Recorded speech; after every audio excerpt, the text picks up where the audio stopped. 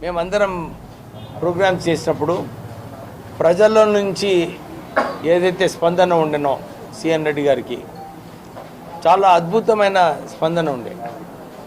ప్రజలందరూ కూడా ఏ కమ్యూనిటీ అయినా కానీ మా సిఎన్ రెడ్డి అని చెప్పి అందరు కూడా చెప్పడం జరిగింది. మేము ఈరోజు నవీన్ యాదవ్ అభ్యర్థి అయిన తర్వాత వారికి చెప్పడానికి వచ్చినాము.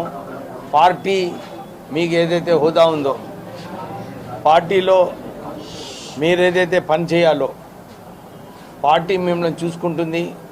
మీరు గట్టిగా పనిచేసి ఈసారి జూబ్లీ హిల్స్ ఎలక్షన్ బైపోల్స్లో హయ్యెస్ట్ మెజారిటీ రావాలని చెప్పి మేమందరం వారిని కోరడం జరిగింది. వారు కూడా అన్నారు, నేను రెహమత్ నగర్ డివిజన్ నుంచి 30,000 మెజారిటీ తీసుకొచ్చి ఇస్తానని చెప్పి వారు చెప్పడం జరిగింది.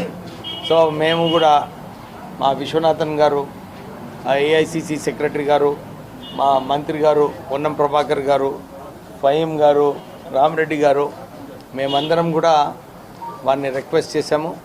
వారు పార్టీలో ఇంకెక్కువ బలంగా పనిచేసి మెజారిటీ తీసుకురావాలని చెప్పి కోరడం జరిగింది. వారు కూడా ఒప్పుకున్నారు.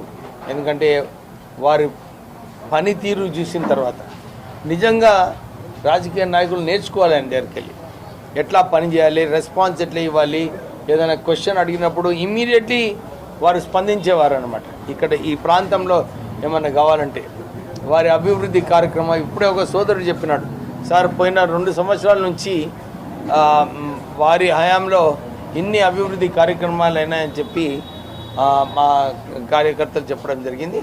సో సిఎన్ రెడ్డి గారిని మా కాంగ్రెస్ పార్టీ పెద్ద మెజారిటీ ఇచ్చి గెలిపించాలని చెప్పి కోరడం జరిగింది. Thank you. నువ్వు మాట్లాడు.